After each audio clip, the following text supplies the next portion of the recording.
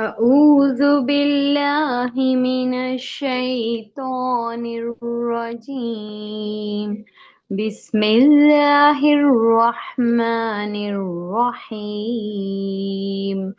اقرأ باسم ربك الذي خلق خلق الإنسان من علق اقرأ وربك الأكرم الذي علم بالقلم علم الإنसान ما lump यअलम। सदकल्लाहुल अजीम। शुरू अल्लाह के नाम से जो बड़ा मेहरबान बहुत ज्यादा रहम करने वाला है। पढ़ो अपने परवरदिगार का नाम लेकर जिसने सब कुछ पैदा किया। उसने इंसान को जमे हुए खून से पैदा किया। पढ़ो और तुम्हारा परवरदिगार सबसे ज्यादा करम करने वाला है जिसने कलम से तालीम दी। इंसान को इस बात की तालीम दी जो वो नहीं जानता था। जजाकिल्लाह। अस्सलाम वालेकुम वरहमतुल्लाहि वबरकातुहू। मेरे प्यारे प्यारे बच्चों बेटियों, कैसे हो आप सब लोग? अल्हम्दुलिल्लाह बाजी। आप वालेकुम लोग सलाम रहमतुल्लाहि व बरकातुहू बाजी। अल्हम्दुलिल्लाह। अरे प्यारे प्यारे बच्चों, आप लोग मुझे मिस नहीं किए लगता है। किसी का मैसेज नहीं था ग्रुप में, कोई याद नहीं कर रहा था मुझे। अरे ये बड़ी वालेकुम टीचर। अस्सलाम रहमतुल्लाहि व बरकातुहू।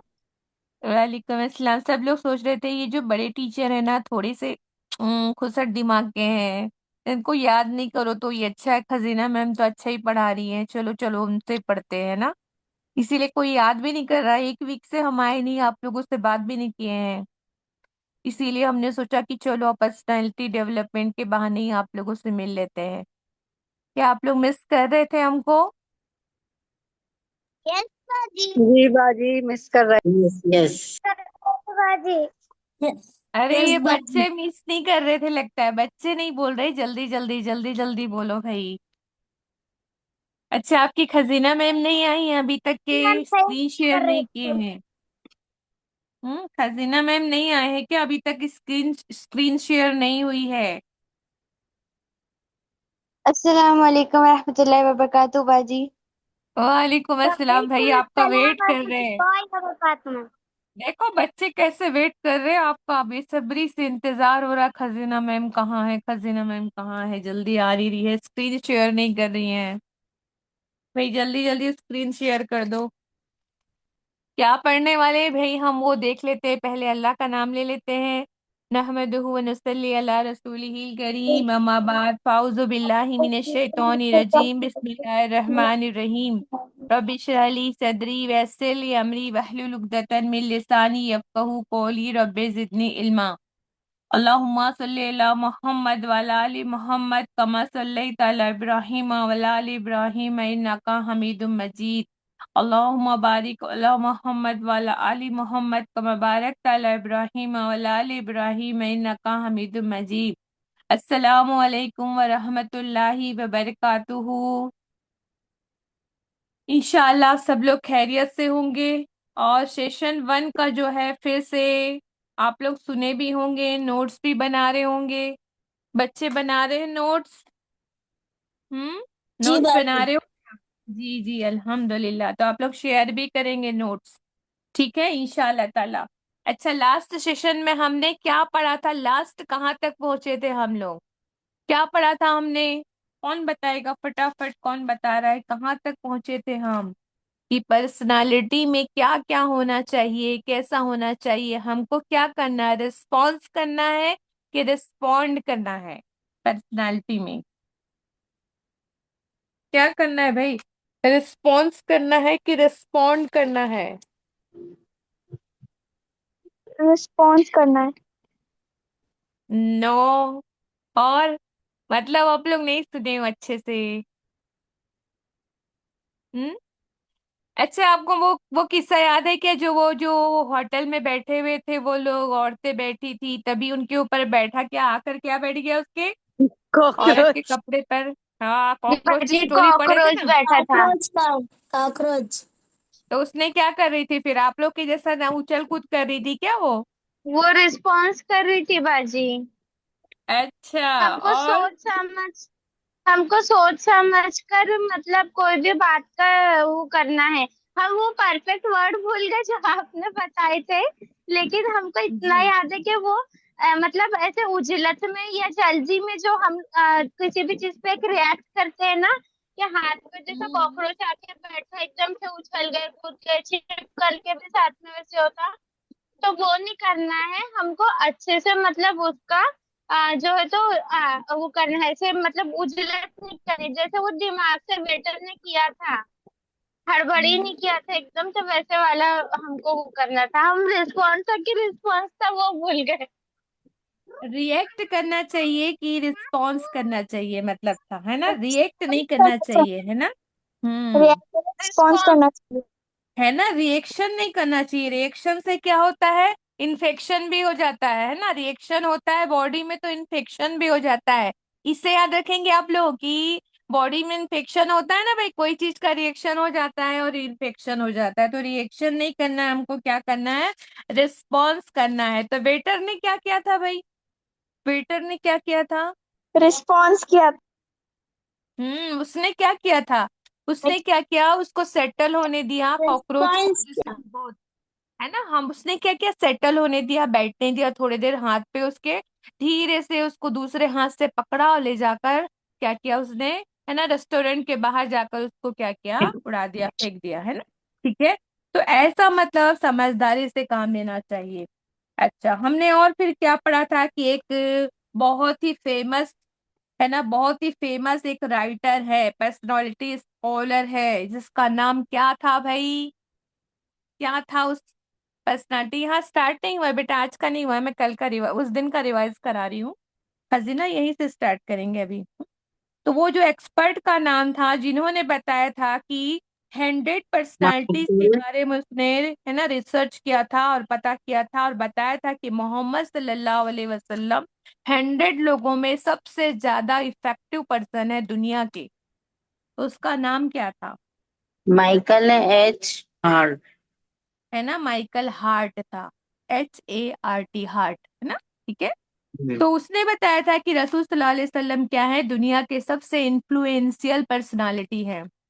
अच्छा, तो जब हमने देख लिया कि रसूल सल्लल्लाहु अलैहि वसल्लम इन लोगों के पर्सनालिटी मतलब आइडियल हो सकते हैं, उन लोग उनको आप सल्लल्लाहु अलैहि वसल्लम को आइडलाइज करते हैं, दूसरी कौम के लोग, तो हमको किसको आइडलाइज करना है, अपने नबी करीम सल्लल्लाहु अलैहि वसल्लम को क्या करना है, अपना रोल मॉडल बनाना है ना। अच्छा, रोल मॉडल बनाएंगे तो हम क्या हो जाएंगे, जैसा आप सल्लल्लाहु अलैहि वसल्लम करते थे उनको हम हूबहू क्या करेंगे, कॉपी करेंगे। तो कॉपी करेंगे तो हम भी क्या करेंगे, उसी रास्ते पर चलेंगे, उसी अखलाक को, उसी कैरेक्टर को हम अडॉप्ट करेंगे जो हमारे रसूल सल्लल्लाहु अलैहि वसल्लम अडॉप्ट करते थे। तो फिर इससे क्या होगा, है ना, इससे क्या होगा कि हम भी क्या होंगे, अच्छे इंसान बन जाएंगे। अब फिर उसके लिए हमने देखा था कि हम अपने मकसद को पहले फिक्स करते हैं। हमारा मकसद क्या है, हम मुसलमान हैं, हमारा मकसद क्या है, एकदम क्लियर कट कुरान में बता दिया गया हमारा मकसद क्या है। जन्नत। है ना, आखिरत। जन्नत है ना, जन्नत है ना, जन्नत का मिल जाना। रसूल सल्लल्लाहु अलैहि वसल्लम ने बताया कि अगर रसूल सल्लल्लाहु अल्लाह का दीदार हो जाता है, वो क्या है, अल्लाह राजी हो जाते हैं, तो वो क्या होगा, सबसे बड़ी कामयाबी होगी, तो वो इंसान सक्सेसफुल हो जाएगा। अच्छा, सक्सेसफुल बनना है हमको, ये हमारा क्या था, गोल सेट कर लिया था हमने, पिछले ही सेशन में कर लिए थे। कौन कौन ने कर लिया था, जल्दी जल्दी सब लोग वो अपना अपना थाम देंगे, किन किन ने सेट कर लिया था, गोल सेट कर लिया था कि हमको जन्नत में जाना है, जन्नत हमारा गोल है। सब लोग बोल रहे हैं, सब लोग दे रहे हैं, हार्ट दीजिए, है ना, फ्लावर दीजिए और बोलिए हाँ मैंने किया है, मैंने किया है, मैंने किया है, सब लोग एकदम फटाफट करेंगे ना। अच्छा, जब हमने मकसद फिक्स कर लिया है, गोल सेट कर लिया है, जन्नत को हासिल करना है, तो हमको अमल क्या करना पड़ेगा, एक्शंस क्या होंगे हमारे। इल्म सबसे पहले हमको हम्म बात जाएगी। क्या करना है, इल्म हासिल करना होगा ना भाई, कुरान को पढ़ना होगा, हदीस को पढ़ना होगा, देखना होगा कि जन्नत तक हम कैसे पहुंचेंगे। जैसे उस बच्ची को डॉक्टर बनना था, लेकिन उसने क्या कर लिया, गलत एड्रेस पे चली गई और उसने क्या ले लिया, कॉमर्स ले लिया, फिर वो डॉक्टर नहीं बन पाई। तो उसका पहला जो दुनिया का पहला गोल उसने सेट किया था उसमें वो क्या हुई, परफेक्ट नहीं हो पाई, फिर उसको कुछ और लेके चलना पड़ा, है ना। तो हम तो नहीं चाहते ना ऐसे कि जो हमारा असल गोल है कि हम जन्नत पाना चाहते हैं, क्या हम दूसरे रास्ते पे चलेंगे? नहीं नहीं भाई, हम कौन से रास्ते पर चलेंगे? कौन सा रास्ता है जो जन्नत पे ले जाएगा हमको? जन्नत को सीधा रास्ता। सीधा रास्ता। उर्दू में, अरबी में क्या बोलते हैं उसको? सिरातुल मुस्तकीम। सिराते मुस्तकीम, अल्हम्दुलिल्लाह। सिराते मुस्तकीम है ना, सीधा रास्ता। यदि उस पे चलेंगे तो हम सीधे कहाँ पहुंचेंगे? सीधा हम पहुंचेंगे जन्नत में इंशाल्लाह ताला, है ना। ठीक है, तो हमारे एक्शन क्या होंगे सिराते मुस्तकीम में? हमको क्या करना है, कैसा रास्ता होता है? तो उसके लिए हमको क्या देखना पड़ेगा? सबसे पहले हमको इल्म हासिल करना पड़ेगा, नॉलेज गेन करना पड़ेगा। नॉलेज गेन करेंगे, नॉलेज होगा कि भाई डॉक्टर बन रहे हैं तो हमको तो मालूम होना चाहिए ना कि फीवर के में फीवर होता है तो पेशेंट को क्या देना है, कौन सा इंजेक्शन देना है, कौन सी टैबलेट देना है, ये तो देखना ही पड़ेगा ना, है ना। तो हमको देखना पड़ेगा, इल्म हासिल करेंगे, फिर हम क्या करेंगे, उस पर परफॉर्मेंस करेंगे, और फिर हम क्या करेंगे, जन्नत की तरफ आगे बढ़ जाएंगे। तो हम देखते हैं कि सबसे पहले जो वही आई थी मोहम्मद सल्लल्लाहु अलैहि वसल्लम पर जो नाजिल हुई थी वो कौन सी थी? जो हमको स्क्रीन पे दिख रहा है, कौन सी वाली है? बिस्मि रब्बिकल्लज़ी खलक़। माशाल्लाह, अल्हम्दुलिल्लाह, अल्लाह मजीद तजीद, है ना।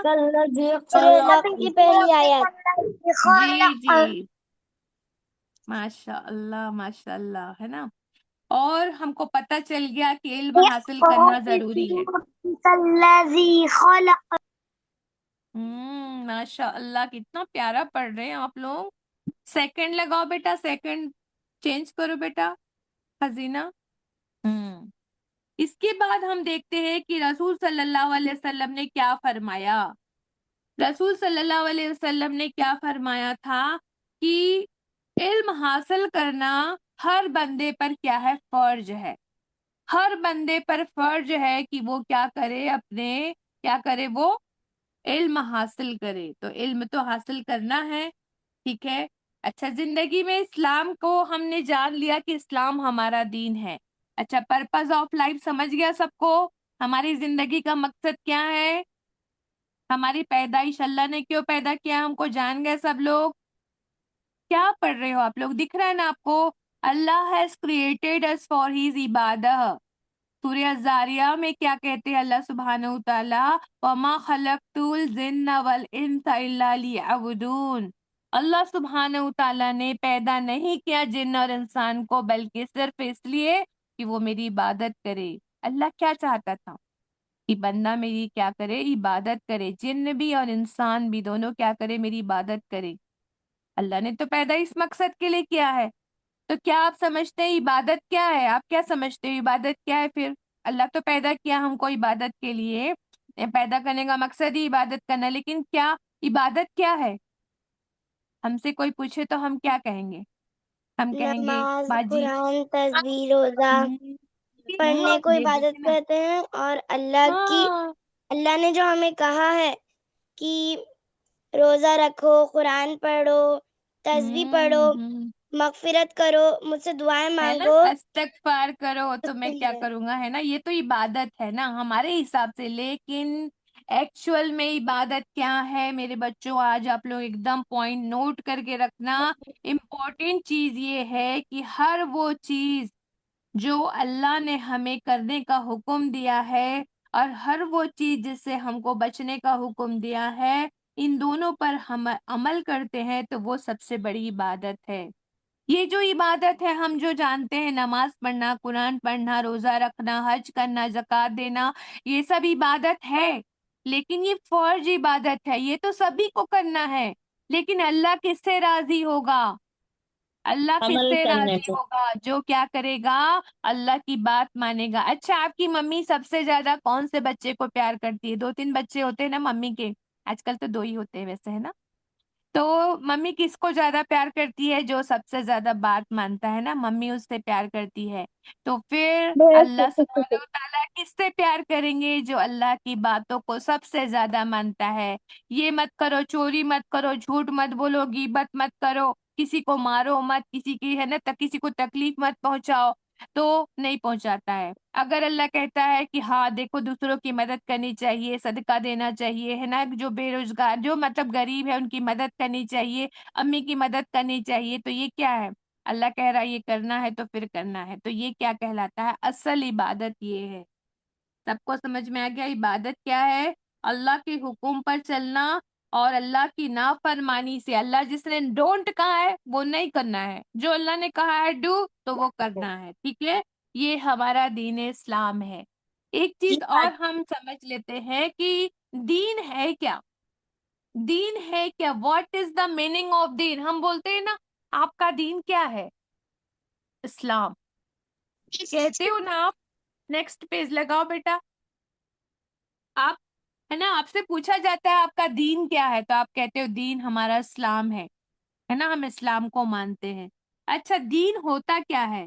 टर्मिनोलॉजी, एक एक वर्ड है दीन, उसको आज हम जहन में फिट कर लेंगे कि हम इस्लाम दीन क्यों कहते हैं, हम अपना दीन इस्लाम क्यों कहते हैं, है ना। इस्लाम का मैम मतलब होता है, आवाज आपके बहुत दीन का अटक रही है। मतलब क्या है? दीन का मतलब क्या है भाई? दिख रहा है आप लोगों को स्क्रीन में? आवाज वे बहुत ऑफ, अटक रही है। जी आवाज बहुत अटक रही है। आवाज बहुत अटक रही है। सबको हो रही है बेटा आवाज? अटक नहीं रही है बाजी, सबको? आपकी आवाज क्लियर नहीं है बाजी, अल्हम्दुलिल्लाह। अल्हम्दुलिल्लाह क्लियर है। जिसको अटक रही ना आवाज बेटा वो बहुत एक अटक बार, रही है। जिसको अटक रही है ना बेटा वो एक बार लेफ्ट होके फिर से ज्वाइन करो, ठीक है। जिसको अटक रही ना आवाज वो लेफ्ट हो जाओ एक बार और फिर से ज्वाइन करो, ठीक है। हाँ, तो दीन क्या है लिखा हुआ है, देखो यहाँ पर हमने बनाया, उसमें लिखा वे ऑफ लाइफ, जिंदगी गुजारने का जो तरीका होता है ना। ये जो तरीका होता है कि हम जैसे सुबह उठते हैं, फजर की नमाज पढ़ते हैं, उसके बाद हम काम, स्कूल जाना है तो स्कूल जाते हैं, जो पापा होते हैं वो है ना नौकरी पे जाते हैं, अम्मी होती है जो नाश्ता पानी बना कर देती है। तो ये जो तरीका है वे ऑफ लाइफ है। फिर जोहर होती तो नमाज पढ़ते हैं, फिर रमजान आता है तो रोजा रखते हैं, ये हमारा वे ऑफ लाइफ है। और जो गैर मुस्लिम होते हैं वो क्या करते हैं, सुबह उठते हैं वो मंदिर जाते हैं, वहां पे वो पूजा अर्चना करते हैं, उसके बाद वो स्कूल चले जाते हैं ना। तो ये जो वे ऑफ लाइफ है, जो तरीका है जिंदगी को बिताने का, ये कौन सा वाला तरीका जिंदगी गुजारने का? ये वो तरीका जो अल्लाह सुब्हानहू तआला ने हमको कुरान और हदीस में बता दिया है। फिर हम उस तरीके को क्या करते हैं, फॉलो करते हैं। फिर वो अंधाधुंध कॉपी नहीं करते दूसरे लोगों की जिंदगी को, वो तरीका नहीं है हमारा। हमारा तरीका क्या है, जो हम कुरान और हदीस से हमको बता दिया गया है कि एक मुसलमान क्या क्या करता है, ये क्या होता है वे ऑफ लाइफ, इसको क्या कहते हैं, दीन कहते हैं। अगर मैं क्वेश्चन दूंगी way of life, what is the way of life, तो वहां ऑप्शन दिए होंगे, तो आपको वहां से चूज करना होगा सही क्वेश्चन क्या, आंसर क्या है। तो आप बोलेंगे वे ऑफ लाइफ क्या है, रसूल सल्लल्लाहु अलैहि वसल्लम की हदीस और अल्लाह ने जो हमको कुरान में बता दिया है वो हमारा तरीका है। अंधाधुंध कॉपी करना, किसी और को फॉलो कर लेना, है ना, गैर मुस्लिमों के ये तरीकों को माना, उनके तरीकों पे चलना, ये जो है दीन नहीं है, इस्लाम में दीन नहीं है। एक बार आपको पता है माँ आयशा रजी अल्लाह अन्हा, सब लोग जानते हैं कौन थी आयशा रजी अल्लाह अन्हा? हुजूर सल्लल्लाहु अलैहि हुजूर वसल्लम की सल्लल्लाहु अलैहि वसल्लम की दौजा दौजा। संगम के सबसे माशाल्लाह, छोटे। है ना, माशाल्लाह माशाल्लाह, सब लोग इतने इंटेलिजेंट बच्चे बैठे माशाल्लाह। अल्हम्दुलिल्लाह, अल्लाह मजीद तजीद, है ना। तो माँ आयशा से पूछा गया, किसी ने आके पूछा किसी ने कि मोहम्मद सल्लल्लाहु अलैहि वसल्लम के अखलाक कैसे थे, अखलाक मतलब आप सल्लल्लाहु अलैहि वसल्लम का करेक्टर कैसा था, करेक्टर जानते हो ना, अखलाक कैसा था, मतलब से आ रही उनकी है। आदतें कैसी थी, तो नहीं नहीं, उनका अखलाक कैसा था। तो वो बेटा भाई। उनका जवाब सुनिए। आप लोग माइक बंद करेंगे बेटा, आप लोग माइक बंद रखोगे जब भी मैं बोल पाऊंगी ना। तो कैसा अखलाक था, तो आयशा रजी अल्लाह अन्हा ने पूछा, वो उन्होंने जवाब दिया कि क्या आपने कुरान नहीं पढ़ा है, क्या आप कुरान नहीं पढ़ते हो। यानी उनके जवाब में भी एक सवाल था, यानी वो कहना चाह रही थी कि अल्लाह के रसूल सल्लल्लाहु अलैहि वसल्लम का तो अखलाक करेक्टर दरअसल वही था जो अल्लाह ने कुरान में जिक्र फरमा दिया है। जो कुरान में लिखा है वैसा का वैसा आप क्या करते थे, अमल करते थे आप सल्लल्लाहु अलैहि वसल्लम। तो अगर हमको भी अपनी पर्सनैलिटी मोहम्मद सल्लल्लाहु अलैहि वसल्लम की तरह बनानी है, क्योंकि हमने कहा कि हम उनको क्या मानते हैं, अपना आइडियल मानते हैं, है ना, तो फिर हम मानते हैं, तो उनकी तरीके से हमको जिंदगी गुजारनी होगी, तो हमको क्या करना होगा, कुरान पढ़ना होगा, क्योंकि मोहम्मद सल्लल्लाहु अलैहि वसल्लम का तो अखलाक ही वही था, करेक्टर ही वही था जो कुरान में लिखा हुआ है। तो हम कुरान पढ़ेंगे और जानेंगे कि वो कैसे बोलते थे, है ना, अल्लाह ने क्या क्या कहा है, क्या क्या हुक्म दिया है, और आप सल्लल्लाहु अलैहि वसल्लम ने उनको अमल करके देखा है। अच्छा, हमारी क्या आदत होती है, हमको जो भी क्या है हमको, है ना, हम क्या करते हैं, यूजुअली करते हैं कि हम दीन को जान लेते हैं ना, जब हम पढ़ लेते हैं तो बस लोगों को जा जा के बता रहे होते हैं। तो जिंदगी में सिर्फ इस्लाम को जानना या उसको दूसरों को बताना नहीं है, बल्कि उसको मेन मेन मकसद है कि उसको खुद अमल करना है, लोगों तक पहुंचाना है लेकिन खुद अमल करना है। ठीक है, तो लोगों को प्रीच मत करो, बल्कि क्या करो, है ना, लिव इस्लाम, है ना, इस्लाम को जिंदा जीना है।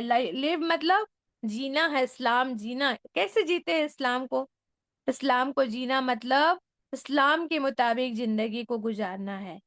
अब आगे देखिए, यहाँ पे सूरह सौद आगे निकालिए, सूरह सौद की आयत नंबर में क्या लिखा हुआ है, कौन पढ़ रहा है, सूरह सौद की आयत में क्या लिखा है? हम्म, बाजी हम पढ़े। जी पढ़ो। अंज़लनाहु इलैका मुबारकुन लियुदब्बरू आयातिही वली वलियतज़क्करू उलुल अलबाब। अल्लाह ने फरमाया है कि अल्लाह सुब्हानहू व तआला क्या फरमा रहे हैं सूरह सौद में कि ये जो कुरान है ना, किताबुन मतलब किताब, ये जो किताब है कौन, कुरान, अंजलनाहु हमने उतारा उसको, किसकी तरफ, आपकी तरफ, किसकी तरफ, आप सल्लल्लाहु अलैहि वसल्लम की तरफ। क्यों उतारा है, ताकि इसकी आयत पर गौर व फिक्र करो। इस साइज की आयतों पे क्या करना, हमको पढ़ के गुजरना नहीं है, चलो ये 10 नेकियां हो गई, 20 नेकियां हो गई, 100 नेकियां हो गई, हमको उस पे क्या करना है, गौर व फिक्र करना है। और जो अक्ल वाले होते हैं, उलुल अलबाब जो होते हैं, वले यतज़क्कर मतलब जो उलुल अलबाब होते हैं, जो अक्लमंद लोग होते हैं, वो क्या करते हैं, कुरान की आयतों से क्या करते हैं, नसीहत लेते हैं। क्या लेते हैं, जो माइंडफुल लोग होते हैं, जो दिमाग वाले होते हैं, वो तो क्या करते हैं, इससे नसीहत ही हासिल कर लेते हैं। आगे पढ़ो बेटा, आगे चेंज करो। और अल्लाह क्या फरमा रहे हैं, और अल्लाह फरमा रहे हैं, सूरे है ना, सूरे में फरमाते हैं कि कुरान की आयतों में गौर व फिक्र करना किसकी आदत होती है, अभी बताया हमने, जो अक्ल वाले होते हैं। ठीक है, गौर व फिक्र करते हैं और उससे नसीहत भी लेते हैं। और अल्लाह फरमा रहे हैं कि सूरे 6 नंबर की सूरा में अल्लाह फरमाते हैं कि ये बरकत वाली किताब है जो हमने नाजिल की है, लिहाजा इसकी पैरवी करो। मतलब इसमें जो लिखा है उसको क्या करो, उसको फॉलो करो। और क्या करो, तुम तकवा इख्तियार करो। तकवा मतलब क्या होता है, अल्लाह से डर डर के जिंदगी गुजारना। मतलब आप रोजा रखे हैं, आपको कोई नहीं देख रहा, मम्मी सोई हुई है, दोपहर का टाइम है, मम्मी को नहीं पता, तुम स्कूल से आ रहे हैं, स्कूल से आके बहुत प्यास लगी है, फ्रिज खोल रहे हैं, मस्त बॉटल खोले, ठंडे पानी की गट गट गट गट पी गए। मम्मी तो नहीं देख रही है, पापा भी नहीं देख रहे, भाई भी नहीं देख रहा, कोई नहीं देख रहा, लेकिन कौन देख रहा है, अल्लाह अल्लाह देख अल्लाह रहा ताला। है। तो किससे डरना है हमको, हम नहीं पीते हैं, हमारे बच्चे कोई नहीं पीते हैं, है ना, जितने लोग यहाँ पे है ना, कोई बच्चे नहीं पीते रोजे में पानी। क्यों, क्योंकि वो जानते हैं कि कोई देखे चाहे ना देखे, मेरा अल्लाह मुझे देख रहा है। तो ये क्या होता है, तकवा होता है ना। ताकि अल्लाह क्या करता है, जो तकवा करता है उस पे अल्लाह क्या करता है, अपनी मेहरबानी करता है, बहुत सारी नेमतें उन पे लुटाता है। तो अल्लाह सुब्हानहू तआला क्या चाहते हैं कि तुम ये जो बुक मैंने नाजिल फरमाया है ना, कुरान, उसको क्या करो, तुम थाम लो और क्या करो, उसको लेकर आगे बढ़ो। अच्छा,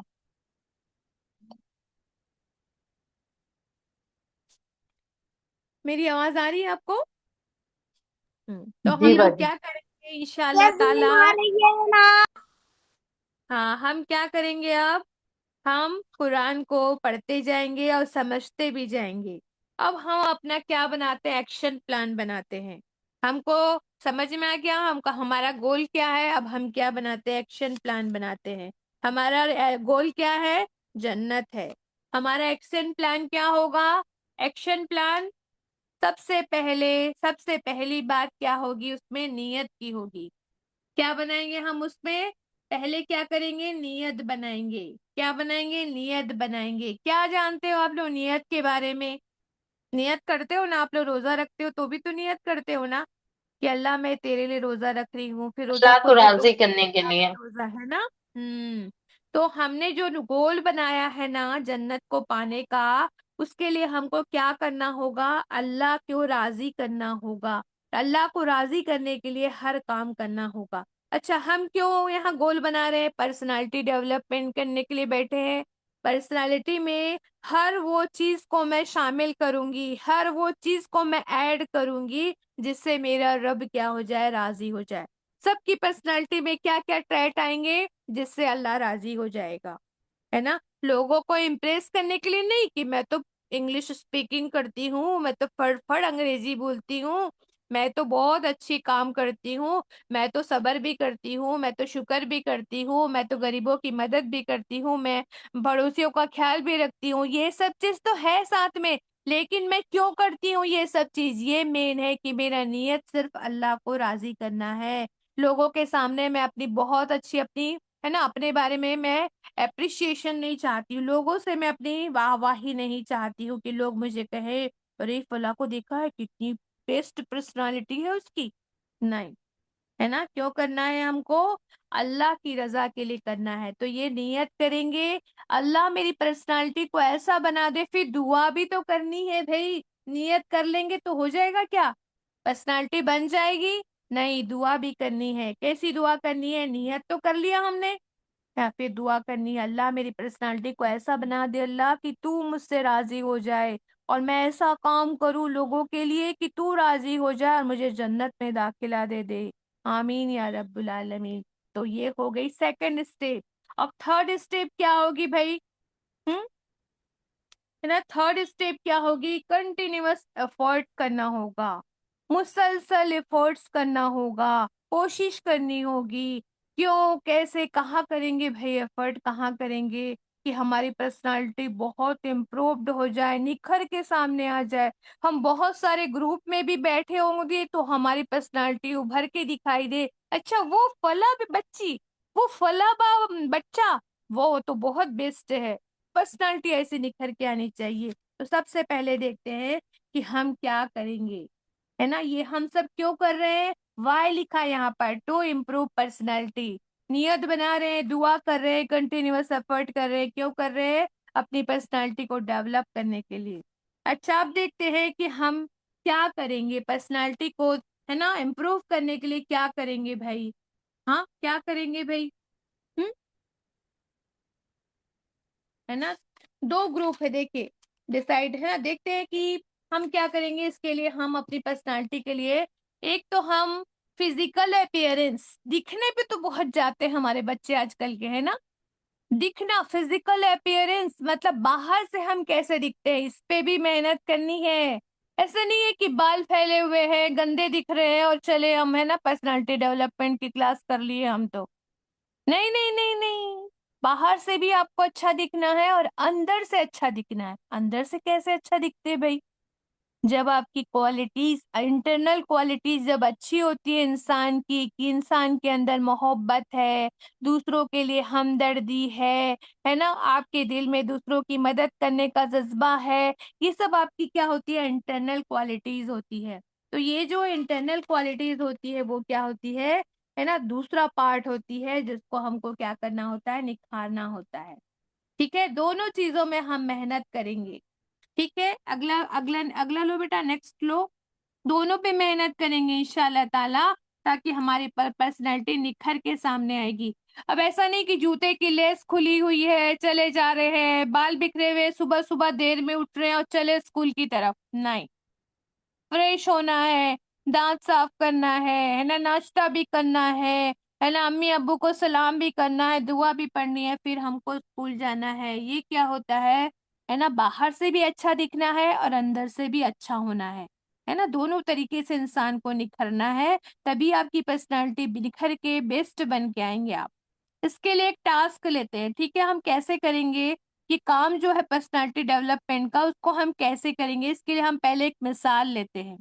एक टीचर थी, एक टीचर ने क्या किया भाई, आप लोग कैसे समझते हैं मैं देखती हूँ उसको। एक टीचर थी, उसने क्या किया, अपने क्लास के सब बच्चों का दो ग्रुप बना दिया और उन्होंने दोनों ग्रुप को एक एक प्लांट दे दिया, जिसमें ग्रीन लीव्स थे, है ना, और फूल भी थे, सब पत्तियां थी उसमें, सब चीज थे। बहुत अच्छा प्लांट था, दोनों को एक एक प्लांट दे दिया और फरमाए उनको बोल दिया कि देखो भाई, तुम लोगों को 8 दिन तक के इस पौधे की, इस प्लांट की क्या करना है, आपको ग्रीन लिव्स पर ध्यान देना है। आपको इनकी जो ग्रीन लिव्स है वो मुरझाने नहीं चाहिए।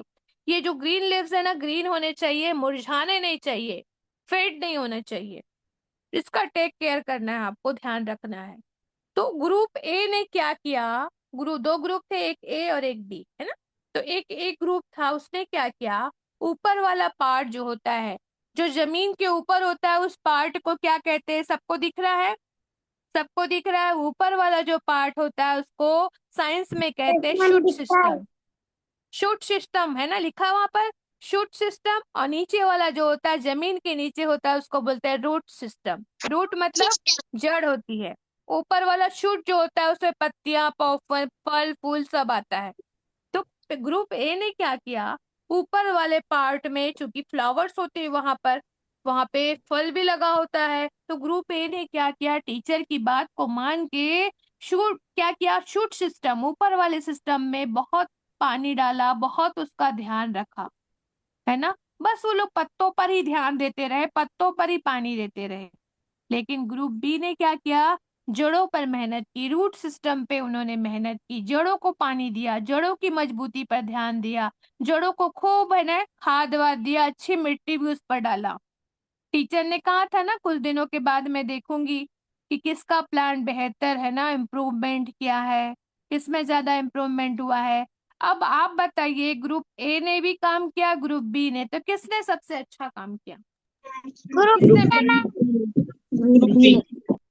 ग्रुप बी में ग्रुप बी ग्रुप हाँ B. Very good, group B, group B में माशाल्लाह, अल्हम्दुलिल्लाह, जी जी, very good very good, group B माशाल्लाह माशाल्लाह, ग्रुप बी ग्रुप माशाल्लाह। तो ग्रुप ए ने क्या कर दिया भाई, गलती कर दी। ग्रुप ए ने क्या कर दी, उन्होंने सिर्फ पत्तों पर काम किया, लीव्स पे काम किया, जबकि ग्रुप बी ने क्या किया, रूट पे काम किया, जड़ों पे काम किया। क्योंकि आप जानते हैं प्लांट की जड़ें मजबूत होती है तो वो प्लांट क्या होता है, फलता फूलता है। क्योंकि प्लांट से ही क्या होते हैं, वो पानी जो है जज्ब होके, जो नसें होती ना, जैसे हमारी बॉडी में नसें होती ना, वैसे प्लांट को भी क्या होती है ना, ऐसे नसें होती है, नसों के जरिए से पानी क्या होता है, लिफ्ट तक पहुंचता है। और सारा जो मिनरल्स होता है ना, जमीन से ही क्या होता है, लिफ्ट तक पहुंचता है। लिफ्ट क्या करती है, सन के लाइट के प्रेजेंस में और कार्बन डाइऑक्साइड के प्रेजेंस में मिनरल और वाटर लेती है, और फिर वहां पे खाना बनता है।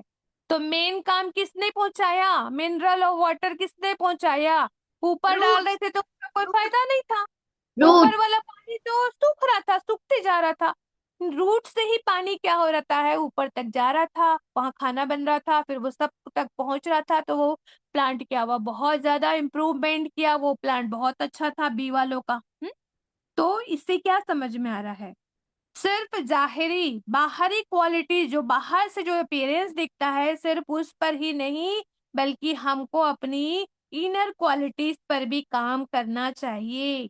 हमारी ब्रेन और हमारे हार्ट, हमारा ब्रेन बाहर दिख रहा है क्या, हमारे ब्रेन में क्या क्या नसें हैं, सब दिख रही है हमको, नहीं दिख रही है। हमारे दिमाग में किसके लिए क्या बुराई भरी है, दिल में क्या भरा हुआ है, दिख रहा है।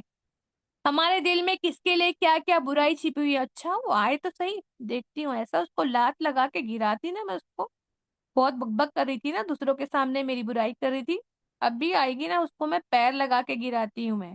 ये क्या हुआ भाई, तुम्हारे दिल में उसके लिए क्या थी, बुराई थी, है ना।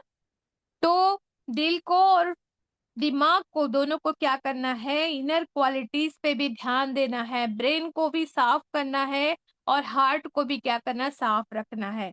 दिल को अल्लाह की याद में लगाना है, दिल में नरमी पैदा करना है ना, और रहम पैदा करना है। दिमाग को क्या करना है भाई, पॉजिटिव साइड पे रखना है, दिमाग को निगेटिव साइड पे नहीं ले जाना है, गंदी गंदी चीजें नहीं सोचना है, पॉजिटिव साइड पे रखना है। तो बी वालों ने क्या किया भाई, बहुत अच्छा काम किया है ना, हार्ट और ब्रेन पे काम करना है, उन्होंने क्या किया, रूट पे काम किया। अच्छा, हमारा जो जिस्म है ना, एक एक ट्री की तरह है, देखो ये ट्री दिख रहा है ना आपको, हमारा जो जिस्म है ना वो ट्री की तरह है ना, या हमारी पर्सनालिटी को मान लो क्या है, वो एक ट्री है, जिसमें क्या होता है, बाहर की जो चीजें है वो भी और अंदर जो रूट सिस्टम है वो भी, दोनों को मिलकर हमारी क्या बनती है, पर्सनालिटी बनती है। तो हमको इनर क्वालिटीज को, जो अंदर की क्वालिटी है उसको भी अच्छा करना है, और ऊपर जो हमारा अपीयरेंस है, कैसी मैं दिखती हूँ, मैं कैसे कपड़े पहनती हूँ, मैले मैले कपड़े तो नहीं पहनती हूँ। देखो, ऊंचा कपड़ा पहनना, लिबास बहुत महंगा नहीं है, लिबास बहुत महंगा हो, ड्रेस बहुत महंगा हो, ये जरूरी नहीं है। लिबास, जो कपड़े आप पहनते हैं, यूनिफॉर्म रोज नए साफ नए सुथरे कंफर्टेबल होने चाहिए नए कपड़े। जी, माशाल्लाह, सब बच्चे एकदम पॉइंट टू पॉइंट चल रहे हैं, माशाल्लाह माशाल्लाह, बिल्कुल पॉइंट पे पॉइंट चल रहे हैं, मेरे से आगे बढ़ रहे हैं। वाह वाह, क्या बात है, माशाल्लाह माशाल्लाह। तो साफ सुथरे होना मेन पॉइंट है ना। तो हमको क्या करना है, सुभान अल्लाह, अल्हम्दुलिल्लाह, ठीक है। तो हमको क्या करना है, हमेशा जो है रसूल सल्लल्लाहु अलैहि वसल्लम ने जो इतने साल पहले हमको जो क्या सिखा दिए हैं, उन चीजों को हमको क्या है, अपने दिमाग में रखना है, और वैसा ही हमको क्या करना है, बिहेव करना है, ठीक है। अच्छा, एक याद आ गया मुझे, एक एक्सपर्ट थे, एक एक्सपर्ट थे जिनका नाम मैं यहाँ पे देखो कोट की हूँ, दिख रहा है आप लोगों को, पीछे वाला लगाओ बेटा। इसमें एक एक्सपर्ट है, पर्सनालिटी डेवलपमेंट के एक एक्सपर्ट है, उनका नाम था, है ना, उनका नाम था शिव खेरा। उन्होंने कहा था कि पर्सनालिटी डेवलपमेंट सिर्फ ये नहीं है कि आप कैसे चलते हैं, कैसे खाते हैं, कैसे बात करते हैं, बल्कि आपके अंदर मौजूद जो भी खूबियां हैं, जो अच्छाइयां हैं, जो गुडनेस है आपके अंदर, आपका दूसरों के साथ जो बिहेवियर है, आपका जो एटीट्यूड है, बोलते हैं ना लड़कियों को बड़ी एटीट्यूड होती है, क्या समझती है अपने आप को लड़कियां, ऐसा बोलते हैं ना, लड़के बहुत बोलते रहते हैं ऐसा, नहीं नहीं, हमारी लड़कियां बहुत अच्छी है यहाँ जो है ना, प्रेजेंट है अल्हम्दुलिल्लाह। तो जो हमारा एटीट्यूड है, हमारा जो खूबियां है, हमारा जो बिहेवियर है, तो ये सब क्या होता है, पर्सनालिटी डेवलपमेंट में शामिल होता है। तो ये कौन कह रहा है, शिव खेरा साहब कह रहे हैं, जो पर्सनालिटी डेवलपमेंट के बहुत बड़े क्या है, माहिर है ना, एक्सपर्ट है। लेकिन आप बताइए, ये सब चीजें तो हमको 1450 साल पहले, तकरीबन 1450 साल पहले हमारे नबी करीम सल्लल्लाहु अलैहि वसल्लम हमको पहले ही सिखा के गए हैं। सारी हदीस में आप देखेंगे तो एक से एक नमूना आपको मिलेगा, हदीस में सब कुछ सिखा दिया रसूल सल्लल्लाहु अलैहि वसल्लम ने। तो हम अब क्या करेंगे, अपनी पर्सनैलिटी को डेवलप करना है, तो हम अपनी पर्सनैलिटी को क्या मानेंगे, एक ट्री की तरह मानेंगे, और उसको अंदर से भी और बाहर से भी दोनों तरीके से हम उसको अच्छा रखेंगे, इंशाअल्लाह ताला इम्प्रूव करेंगे। सब लोग अहद करते हैं कि हम अपनी पर्सनालिटी को दोनों तरीके से, जाहरी और बातिनी, फिजिकल अपीयरेंस भी बेहतर करेंगे और इंटरनल क्वालिटीज को भी इम्प्रूव करेंगे, ठीक है। अच्छा, इंसान को अल्लाह ने किससे बनाया, सबसे पहला इंसान जो आया था उसको अल्लाह ने किससे बनाया था, मिट्टी। आदम अलैहिस्सलाम को मिट्टी। मिट्टी से। है ना। तो मिट्टी। हम जो खाना खाते हैं वो कहाँ होता है, खाना, खाना मिट्टी में से ही निकलता है ना, मिट्टी से ही तो पौधे निकलते हैं, पौधे को ही हम, प्लांट को ही हम खाते हैं, चाहे वो फ्रूट हो चाहे वेजिटेबल हो, जो भी हो हम उसी को खाते हैं। अब कोई बच्ची बोलेगी, कोई बच्चा बोलेगा, बच्चे तो बहुत जल्दी बोलते हैं, कोई मेरा बेटा आएगा बोलेगा अभी, मैडम हम तो बकरी भी खाते हैं, बकरा भी खाते हैं, है ना। तो मेरे बच्चों, बकरी और बकरा जिंदा तभी रहेंगे जब उनको क्या मिलेगा, प्लांट्स मिलेगा खाने को, पौधे मिलेंगे, ग्रीनरीज मिलेगी, तभी वो भी जिंदा रहेंगे, है ना। तो सबके घास लिए, मिलेगी जिस्म तब। के लिए, बॉडी के लिए क्या चीज जरूरी हुआ फिर, मिट्टी। इंसान का जिस्म जो है, बॉडी जो है, मिट्टी से बनी हुई है, मेन चीज मिट्टी है, इसीलिए क्या है, इंसान को मिट्टी से ही उसकी भूख मिटती है। लेकिन इंसान की बॉडी के अंदर एक चीज और होती है, क्या होती है, जो मरने के बाद जिस्म मुर्दा हो जाता है, क्या चीज निकल गई उसकी, रूह। रूह निकल गई, उसकी जो सोल होती है, जो आत्मा होती है, वो है ना, जो रूह होती है वो कहाँ से आती है भाई? अल्लाह ने क्या कहा था? आदम अलैहिस्सलाम को बना के कहा था कि मैंने अपनी तरफ से उसमें रूह फूंक दी, रूह डाल दी। तो रूह जो है अल्लाह की तरफ से आई है। रूह जो है जब इंसान मरता है तो अल्लाह रूह की अल्लाह तरफ की से तरफ ही, वापस अल्लाह की लौट जाती तरफ है से ना, ही। अल्लाह के पास लौट जाती है ना, जब मर जाते हैं तो इंसान, रूह चली जाती है। अच्छा, रूह तो अल्लाह की तरफ से आई है ना, तो रूह की प्यास और भूख कैसे मिटेगी? जिस्म की प्यास और भूख को तो हम दुनिया की जमीन की मिट्टी से हम बुझा देते हैं, लेकिन रूह की प्यास और भूख कैसे मिटेगी? उनका खाना कहाँ से आएगा? अल्लाह के जिक्र में है ना? वो अल्लाह की तरफ से जो जिक्र होगा, कुरान होगा, दुआएं होगी, हदीस होगी, सुन्नत होगी, ये जो चीजें हाँ अल्लाह ने जी। लिखी है ना, वो जब पढ़ेंगे जब भी हमारी रूह को क्या मिलेगा? सुकून मिलेगा, उसकी प्यास बुझेगी। सबको समझ में आ गया? तो हम देख लिए कि हमको जितना हमारी बाहरी अपीयरेंस, फिजिकल अपीयरेंस पर तो ध्यान देना ही है, हमको हमारी, है ना, इंटरनल क्वालिटीज पर भी ध्यान देना है। इसको हम देखते हैं। सबसे पहले हमको जाहरी खूबी, मतलब जो बाहर की जो फिजिकल अपीयरेंस है ना, उसको कैसे हमको, है ना, बेहतर करना है।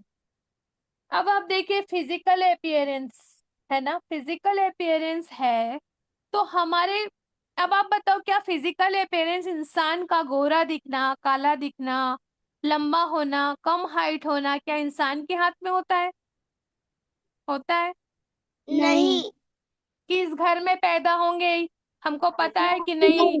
नहीं, हम बोल सकते हैं कि अल्लाह अल्लाह ने बनाते बड़ी हैं, अल्लाह। किस घर में पैदा करना, अल्लाह पैदा करता है ना, किस घर में पैदा करना है, गोरा करना है, काला करना है, लंबा करना है, ऊंचा करना है ना, जैसा करना है वो बहुत कुछ जो है अल्लाह की मर्जी पे होता है, तकदीर के हिसाब से होता है ना। तो अल्लाह सुब्हानहू ताला जब ये सब देते हैं तो अल्लाह की नजर में क्या ये इम्पोर्टेंस हुआ? क्या इम्पोर्टेंस हुआ अल्लाह की नजर में? अल्लाह ही दे रहे हैं ना, किसी को गोरा बना रहे, किसी को काला बना रहे हैं। इसका मतलब ये है कि अल्लाह को तुम्हारे दिखने से कोई मतलब नहीं है, काले गोरे होने से, लंबे ऊंचे होने से कोई मतलब नहीं है। अल्लाह क्या फरमाते हैं? अल्लाह को किस चीज से मतलब है? अल्लाह हमारे जाहिरी हुस्न को, जाहरी खूबसूरत को, बाहरी खूबसूरती को नहीं देखते। अल्लाह हमारे तकवा को देखते हैं कि ये मुझसे कितना डर डर के जिंदगी गुजारता है, ये चोरी और फ्रॉड तो नहीं करता है, धोखे तो नहीं देता है लोगों को, है ना। तो ये सब चीजों से अल्लाह का मतलब है ना। अच्छा, अल्लाह ने किसी को गोरा बनाया है, मैं तो, मेरी कोई बेटी है जैसे सामने, है ना, आप लोग अपने आप को देख रहे होंगे ना, हाँ कोई गोरी है, तो आपको गोरा बनाया अल्लाह ने, अल्हम्दुलिल्लाह, शुक्र अल्हम्दुलिल्लाह, अल्लाह ने बनाया है ना। इसमें क्या आपका कोई कमाल है? अल्लाह ने बनाया है ना, तो अल्लाह ने बनाया है तो अल्लाह का कमाल है ना, आपका तो कोई कमाल नहीं है। तो आपको तकब्बुर और घमंड क्यों करना है कि मैं सबसे खूबसूरत हूँ, मैं तो सबसे सुंदर हूँ, है ना। असल चीज क्या हुई फिर? अल्लाह से डरते हुए अल्लाह के बताए हुए तरीके पर अपनी जिंदगी को गुजारना है, यही इम्पोर्टेंट है। अल्लाह जाहिरी हुस्न को नहीं देखता है। कुरान में अल्लाह ने क्या फरमाया है? देखो आयत में क्या लिखा हुआ है कि, है ना, क्या है? बेहतरीन लिबास तकवे का लिबास है ना। और अल्लाह जो है तुम्हारे जाहिरी हुस्न को नहीं देखता। अल्लाह को किससे मतलब है? तुम्हारे तकवे से मतलब है कि तुम अल्लाह से कितना डर डर के जिंदगी गुजारते हो। अच्छा, हजरत बिलाल रजी अल्लाह अन्हु को कौन कौन जानते हैं भाई? हजरत बिलाल रजी अल्लाह अन्हु को कौन कौन जानते हैं? कौन थे वो? हम कौन थे वो? नबी सल्लल्लाहु अलैहि वसल्लम के लाडले सहाबी। है ना। हजरत बिलाल रजी अल्लाह अन्हु इस्लाम के सबसे पहले मुअज्जिन थे। मुअज्जिन जानते हो, जो अजान देते हैं, उनकी अजान के बगैर रसूल सल्लल्लाहु अलैहि वसल्लम को तसल्ली नहीं होती थी। वो जब अजान देते थे तब आप सल्लल्लाहु अलैहि वसल्लम को क्या होता था? तसल्ली होती थी। जब उनका दिल घबराता था तो कहते थे, अरे है ना बिलाल, बिलाल जाओ ना अजान दो ना, बिलाल अजान दो ना जल्दी जाके, कहते थे। तो बिलाल रजी अल्लाह अन्हु कैसे थे आपको पता है? हबशी गुलाम थे। साउथ अफ्रीका के लोगों को देखा है आपने? कैसे लंबे लंबे ऊंचे ऊंचे होते हैं और एकदम काले काले होते हैं। हबशी गुलाम थे बिलाल रजी अल्लाह अन्हु, लेकिन परहेजगारी, तकवा कितना बुलंद था कि रसूल सल्लल्लाहु अलैहि वसल्लम फरमाते हैं कि बिलाल तो क्या है, जब मैं जन्नत में गया था तो बिलाल के कदमों की चाप मुझे सुनाई दे रही थी। जन्नत में जिनके कदमों की चाप सुनाई दे रही थी, चलने की आवाज आ रही थी। वो एक अलग टाइप का पहनते थे, चप्पल लकड़ी का जो होता है ना, उस टाइप का पहनते थे। तो उसकी आवाज आती थी टक टक टक। तो रसूल सल्लल्लाहु अलैहि वसल्लम ने पूछा था ये कौन है, किसके चलने की आवाज है? तो का फरमाया गया कि वो बिलाल रज़ी अल्लाह अन्हु है। तो फिर अल्लाह को क्या पसंद है? खूबसूरती। दिख रहा है आपको? बिलाल रज़ी अल्लाह अन्हु तो इतने काले थे, हबशी गुलाम थे, ना पैसे वाले भी नहीं थे कि चलो गरीबों को बांट रहे हैं तो अल्लाह खुश हो गया है। रियाकारी करना नहीं था उनका, है ना। वो तो क्या करते थे, लोगों की मदद करते थे, है ना, दीन का काम करते थे। तो समझ में आई। उसके बाद ड्रेस जो होता है आपका लिबास, क्या में आया फिर वो, क्या में आता है वो? आपका ड्रेस जो है वो किस पे आएगा? आपका ड्रेस कैसा ड्रेस है? देखो इस पे फोटो में टाई लगाया, जींस शर्ट, मतलब शर्ट पैंट फॉर्मल ड्रेस पहना हुआ है इसने, है ना। तो लिबास जो होता है, ड्रेस जो है, एक्सटर्नल फीचर में आता है, बाहरी अपीयरेंस है। अल्लाह ये नहीं देखता कि मेरा लिबास कितना महंगा है, अल्लाह तो बंदे के तकवे को देखता है। लेकिन कुछ जाहिरी एक्सटर्नल क्वालिटीज है जिनको निखारने का हुक्म भी दिया गया है। बाहरी क्वालिटीज हैं, लेकिन अल्लाह के रसूल सल्लल्लाहु अलैहि वसल्लम ने सिखा दिया कि बाहरी अपीयरेंस भी क्या होता है, बहुत इंपॉर्टेंस रखता है, उसको भी बेहतर करना चाहिए। सूरह लुकमान की आयत में आता है, चेंज करो बेटा।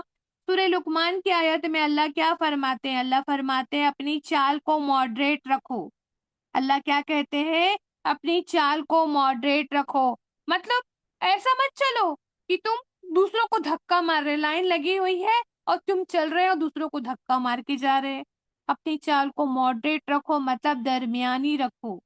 यानी चाल इतनी सुस्त भी नहीं होनी चाहिए, इतनी धीरे भी नहीं होनी चाहिए कि लोगों को लगे ये तो हमेशा बीमार ही रहती है ना। तो ना इतनी तेज हो कि वो वकार के खिलाफ हो, ना इतनी तेज हो, ना सुस्त हो कि ऐसा लगे कि कोई ये तो बीमार है, इसको एक धक्का मारो और चलो आगे बढ़ो, लोग कहेंगे, है ना। ऐसा नहीं करना है। ऐसा नहीं करना है ना। तो ये क्या है, एक्सटर्नल क्वालिटीज को भी क्या करना है, हमको निखारना है। तो कैसी चाल रखेंगे हम लोग? मॉडरेट चाल रखना चाहिए, एकदम फास्ट भी नहीं चलना चाहिए, एकदम सुस्त भी नहीं चलना चाहिए, मॉडरेट चलना चाहिए, ठीक है। जेंटली चलना चाहिए। नेक बंदे कैसे वॉक करते हैं? जेंटली चलते हैं ना, जेंटल तरीके से, जेंटलमैन जेंटल वॉक, है ना, ठीक है। चलने का तरीका भी कुरान में अल्लाह ने सिखा दिया है ना। समझ में आ रही बात, कैसा चलना है? जेंटल वॉक, जेंटल टॉक, है ना। और आगे अल्लाह फरमाते हैं इसी सूरा में, आवाज क्यों रिपीट हो रही है? हाँ, चलने का तरीका भी बता दिया अल्लाह ने। अब आगे फरमाते हैं अल्लाह सूरह लुकमान में ही, अपनी आवाज को पस्त रखो। पस्त रखो मतलब नीचे रखो, नीचे रखो। नीचे किस चीज के नीचे? कारपेट के नीचे नहीं। अपनी आवाज को पस्त रखो मतलब तेज आवाज से बात मत करो, बहुत ही सॉफ्टली बात करो, जेंटली बात करो। बेशक है ना, आवाजों में सबसे नापसंदीदा आवाज गधे की आवाज है। आपको पता है जब गधे ढैचू ढैचू करते हैं ना तो सब लोग कान बंद कर देते हैं, और बहुत डर भी लगता है ना अपने को जब गधे। आजकल तो नई नई आवाज आती है ज्यादा गधे की, लेकिन पहले जमाने में बहुत सुनाई देती थी। तो अल्लाह ने फरमाया है सबसे गंदी आवाज जो होती है, नापसंदीदा आवाज किसकी होती है? गधे की होती है, क्योंकि वो बिना मतलब के जोर जोर से चिल्लाता है, जबकि इतनी जोर जोर से चिल्लाने की जरूरत नहीं होती है ना। तो हमको आवाज भी कैसी रखनी है? एकदम तेज आवाज से नहीं बोलना है, जोर से नहीं बोलना है। लेकिन बहुत बड़ी महफिल लेकिन आप देखो बहुत बड़ी महफिल है ना, पूरी क्लास है, अगर टीचर धीरे बोलेगी तो पीछे वाले को सुनाई देगा? नहीं देगा ना। तो आवाज इतनी धीमी भी ना हो कि सामने वाले को सुनाई ही नहीं दे रही है, इतनी भी धीरे नहीं बोलना है, मॉडरेट बोलना है, ठीक है। अच्छा, रसूल सल्लल्लाहु अलैहि वसल्लम से पूछा गया कि अल्लाह ने हमको माल दिया है तो बेहतर लिबास पहनना कैसा है? हम अच्छा लिबास पहन सकते हैं? कहीं ये है ना ये रियाकारी तो नहीं हो जाएगी कि अल्लाह ने हमको मीडियम, है ना, मीडियम मतलब इतने पैसे दिए हैं कि हम अच्छे कपड़े पहन सकते हैं, है ना, अच्छे कपड़े पहन सकते हैं, तो आप अपनी हैसियत के मुताबिक क्या कर सकते हैं, लिबास कपड़े पहन सकते हैं। क्योंकि अगर कोई इंसान पैसे वाला है लेकिन क्या बोलता है, नहीं लोग मुझे समझेंगे, तो दिखावा कर रही है, रियाकारी कर रही है, ऐसा करके हम क्या करेंगे, है ना, सड़े सड़े कपड़े, पुराने पुराने कपड़े निकाल निकाल के पहनेंगे, तो ये भी अल्लाह को पसंद नहीं है। ये क्या हो जाएगा, नाशुक्री हो जाएगी। क्योंकि अल्लाह ने तुमको माल दिया है तो तुम उसको अपने आप पे भी खर्च करो, अपने घर वालों पे भी खर्च करो, और लोगों पे भी खर्च करो, लोगों को भी देना है। क्योंकि एक्स्ट्रा जो माल आपके पास है वो किसके लिए होता है, अल्लाह ने तुम्हें दूसरों के लिए दिया है, ताकि तुम दूसरों तक उसको पहुंचाओ। तो अल्लाह के रसूल सल्लल्लाहु अलैहि वसल्लम ने क्या फरमाया कि बेशक अल्लाह जमील है, अल्लाह जमील है और अल्लाह जमाल को पसंद करता है, मतलब अल्लाह खूबसूरती को पसंद फरमाता है। ये हदीस है। तो माल दिया है अल्लाह ने, तो बेहतर तरीके से लिबास पहनकर अल्लाह का शुक्र अदा करना है। इसी तरह एक हदीस और आती है, एक शख्स को रसूल सल्लल्लाहु अलैहि वसल्लम ने देखा। वो शख्स जो आया था, एक आदमी आया था, तो ये अब्दुल्ला रजी अल्लाह अन्हु रावी है इसके हदीस के, वो फरमाते हैं कि एक शख्स आया आप सल्लल्लाहु अलैहि वसल्लम के पास, तो रसूल सल्लल्लाहु अलैहि वसल्लम ने उसको देखा तो आपको बड़ी वो हुई, हैरत हुई। और आपने देखा कि उसके बाल बिखरे हुए हैं, उसकी दाढ़ी भी फैली फैली है, बिखरी बिखरी सी है। आप पूछते हैं कि क्या इस शख्स के पास कुछ नहीं है कि वो अपने हेयर को ठीक कर सके, कि अपने बालों को, अपनी दाढ़ी को ठीक कर सके? क्या इसके पास तेल नहीं है कि वो तेल लगा के दाढ़ी को ठीक करे, सेट करे? क्या अपने बालों को, ये हेयर को ठीक करने के लिए इसके पास कुछ नहीं है? और एक शख्स और आया था जो डर्टी लिबास पहना था, गंदे गंदे कपड़े पहन के आया था। तो सल्लल्लाहु अलैहि वसल्लम ने पूछा था क्या इसके पास कुछ नहीं है कि वो अपने लिबास को साफ करके कर लेता, धो लेता?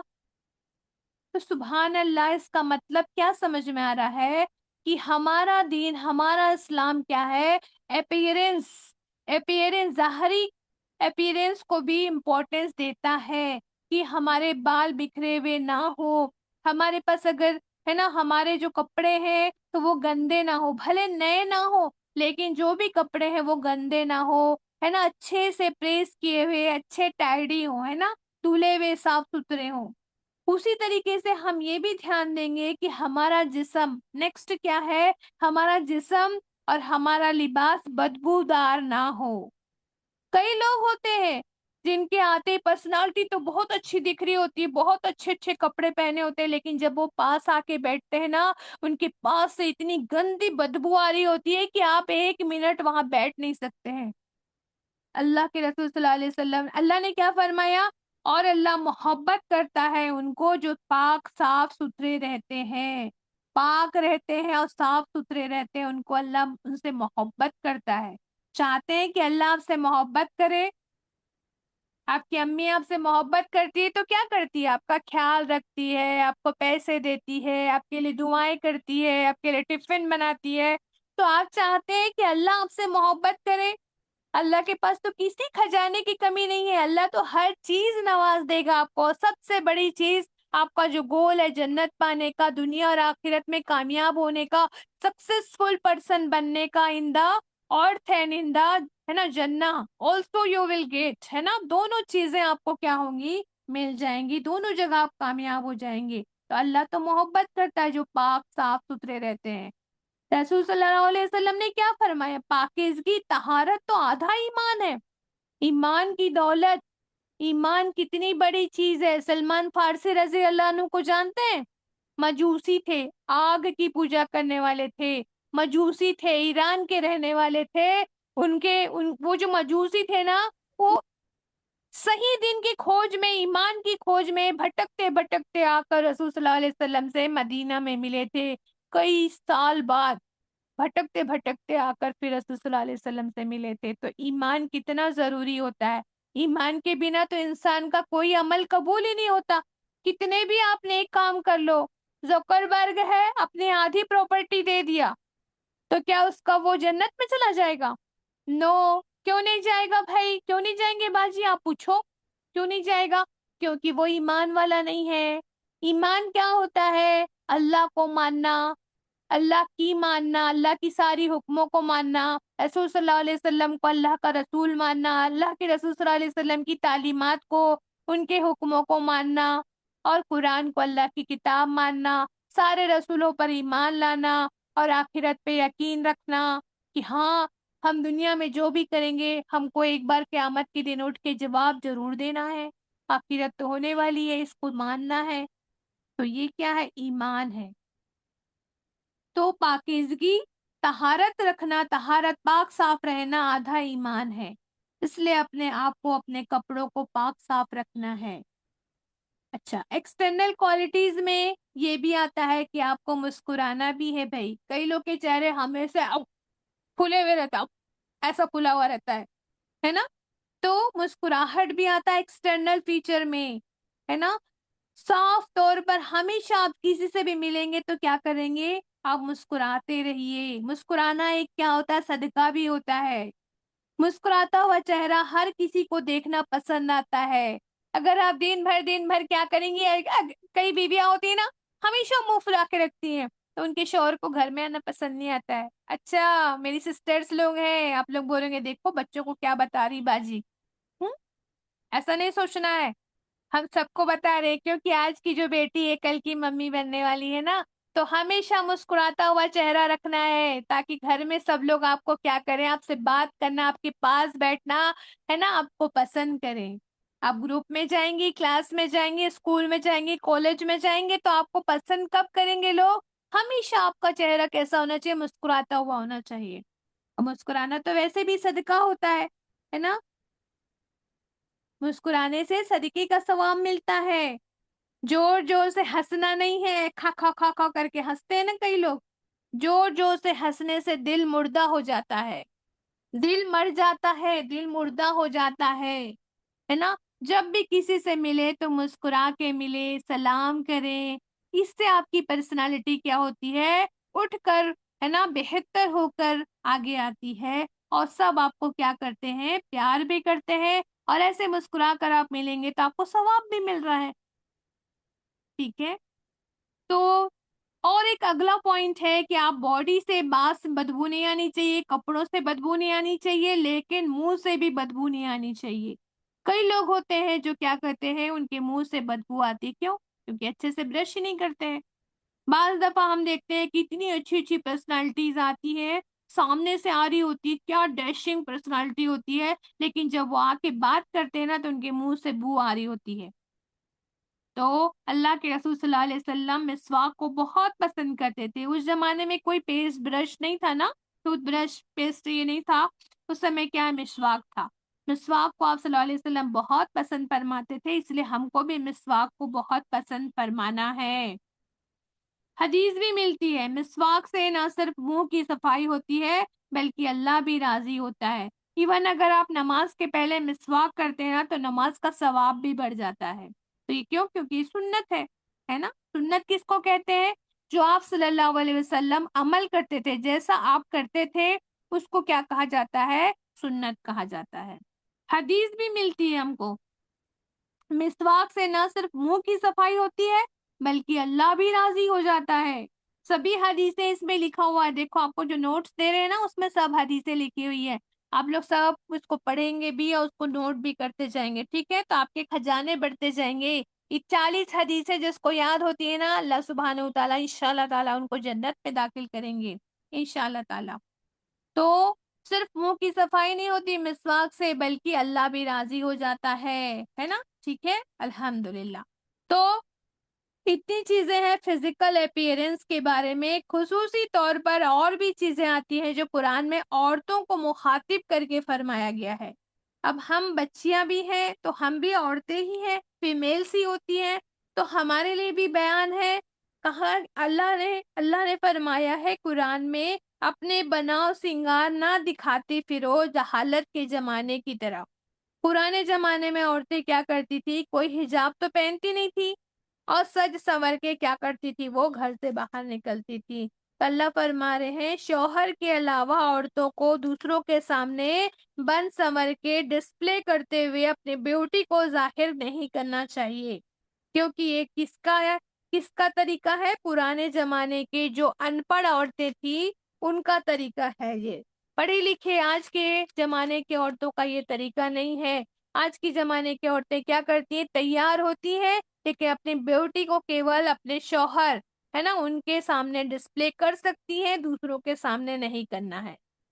अच्छा, इसी तरह आप देखिए आजकल आप क्या देखते हैं? तंग तंग लिबास पहना जाता है, इतना तंग पहन लेती हैं लड़कियां कि झुक भी नहीं पाती हैं। तो ये जो तंग लिबास, टाइट कपड़े पहनने का जो फैशन हो गया है ना, और बालों को ऐसे उठा उठा के बांध लिया जाता है, जूड़े बना लिए जाते हैं जो कैसे दिखते हैं? ऊंट देखे हो? कैमल देखे हो? कैमल, कैमल का जो उठा हुआ कोहान होता है, जो कैमल का जो बीच का भाग होता है वो उठा हुआ होता है। तो आज की औरतें जो जूड़े बनाती है ना, या फिर ऐसा हिजाब पहनती है जिसमें क्या होता है, ऊंट की कोहान की तरह वो उभर कर दिखता है। तो हदीस में आता है कि इस तरह के टाइट लिबास पहनने वालियां, दो चीजें हैं, इस तरह के टाइट लिबास पहनने वाली और अपने बालों को ऊंट के कोहान की तरह बांधने वालियों को ना जन्नत में वो दाखिल होंगी, ना वो जन्नत की खुशबू ही सूंघेंगी। खुशबू कब आती है? अगर मिट्टी में, मिट्टी होती है ना, मिट्टी में अगर आप पानी डाल देते हैं ना तो उसकी खुशबू बहुत दूर से आती है। आती है कि नहीं आती है? सूंघे हो? जब बारिश होने वाली रहती है ना तो दूर से खुशबू आती रहती है, तो हम बोलते हैं अरे वाह कितनी अच्छी बारिश की खुशबू आ रही है, बोलते हैं ना।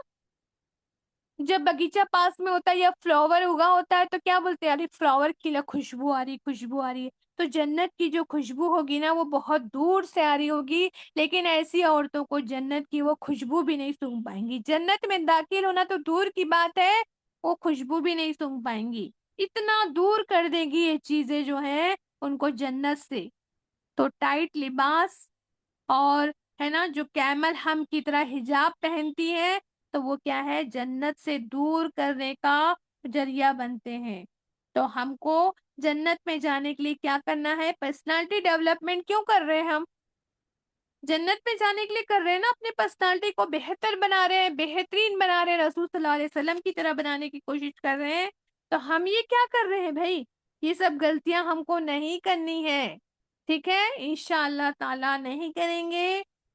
क्या कहेंगे? अगर हम ये कर रहे थे तो अस्तगफिरुल्लाह कहेंगे, माफी मांगेंगे, अस्तगफार पढ़ेंगे, अस्तगफिरुल्लाह अस्तगफिरुल्लाह पढ़ेंगे।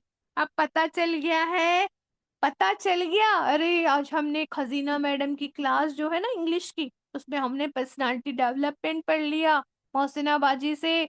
अब तो हमने पढ़ लिया अल्हम्दुलिल्लाह, हमको ये सब बातें पता चल गई है अब।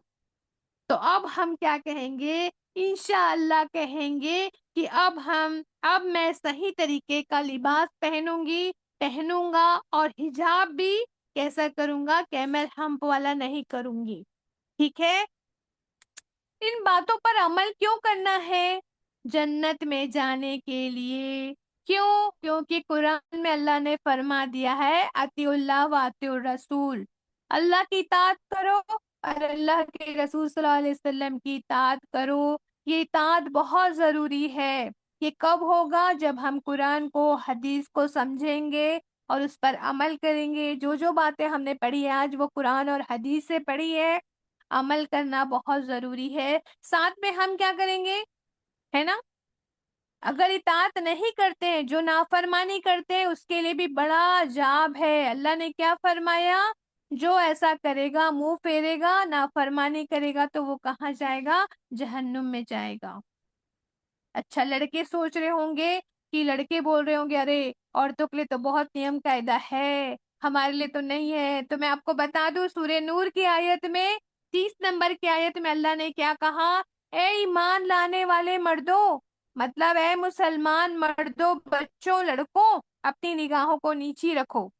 ये जो तुम्हारी निगाहें बार बार जो है ना, बार बार गलत रास्ते पर जाती है ना, गंदी गंदी चीजों को देखती है या फिर सजी सवरी लड़कियों को देखती है आपकी आंखें, तो उसको क्या करो? अपनी निगाहों को नीची कर लो और अपनी इज्जत की हिफाजत करो। अगर तुम गंदी चीज देखोगे तो गंदे आदत में पड़ोगे, गंदी आदत में पड़ोगे तो क्या होगा? तुम्हारी, अगर किसी को पता चल गया तो तुम्हारी क्या हो जाएगी? बेइज्जती हो जाएगी। इसलिए अल्लाह ने फरमाया ए ईमान लाने वालों, अपनी निगाहों को नीचे रखो, अपने निगाह को नीचे रखो, अपनी आंखों को नीचे रखो, है ना, और अपनी इज्जत की हिफाजत करो। और औरतों को क्या कहा? ए ईमान लाने वाली औरतों, अपनी निगाहें नीचे रखो और अपनी इज्जत की हिफाजत करो। और अपनी जो सज सवर है ना, अपनी जीनत है, उसको जाहिर ना करो। मतलब अपने आप को क्या है, ओढ़नी से चादरी से ढाक के रखो। ठीक है, अपने बनाव सिंगार को लोगों को दिखाते ना फिरो। समझ में आ गई आपको बातें मेरी? हम्म। अपने जिलबाब को, अपनी चादरी को लटका लिया करो जब तुम घर से बाहर निकलो। रसूल सल्लल्लाहु अलैहि वसल्लम से फरमाया जा रहा है आपकी बीवियों के लिए कि आपकी बीवियों को और आपकी बेटियों को और मुसलमान औरतों को कह दीजिए कि वो क्या करें, अपने ऊपर जिलबाब मतलब चादरी को लटका लिया करें। क्यों क्यों लटका लिया करें? क्योंकि इससे उनकी पहचान हो जाएगी और जो सब लोग समझ जाएंगे कि ये कोई नेक बख्त औरत है, ये कोई है ना टाइम पास वाली औरत नहीं है जिसके साथ हम क्या करेंगे, मस्करी करेंगे। ये नेक औरत है और इसको हमको परेशान नहीं करना है। तो याद रखिए, जब आप हिजाब पहनकर बाहर निकलते हैं तो एक आयत पर आप क्या कर रहे होते हैं, अमल कर रहे होते हैं। अल्हम्दुलिल्लाह, बुक ऑफ गार्डियंस है, ये गाइड करती है ये कुरान आपको, है ना। हम इसको छोड़कर कहाँ जाएं भाई? पर्सनालिटी डेवलपमेंट के तरीके तो हम पहले इसमें ढूंढ लेते हैं, बाद में फिर हम देखेंगे कि हम दुनिया के लिहाज से क्या क्या चीजें कर सकते हैं। अल्हम्दुलिल्लाह, तो आज यहीं पर हम एंड करते हैं। थोड़ी सी चीजें बची हैं जो हम नेक्स्ट सेशन में लेंगे कि हमको बाहरी तो पढ़ लिया हमने अपीयरेंस, अब हमको इंटरनल क्वालिटीज पे भी तो काम करना है। इंटरनल क्वालिटीज में क्या क्या आता है ये इंशाल्लाह हम नेक्स्ट सेशन में पढ़ेंगे। आप लोग भी थोड़ा थोड़ा पढ़ के आएंगे, मुझे बताएंगे, है ना। अरे ये इंटरनल क्वालिटीज होती है बाजी, आप लोग को भी पता होना चाहिए ना कौन कौन सी इंटरनल क्वालिटीज होती है जिसको हमको क्या करना है, डेवलप करना है। डेवलप करने बैठे हैं ना पर्सनालिटी, इंशाल्लाह ताला। रब्बना ला तुज़िग कुलूबना बअद इज़ हदैतना व हब लना मिन लदुनका रहमा इन्नका अंतल वहाब। अस्सलामु अलैकुम व रहमतुल्लाहि व बरकातुहू।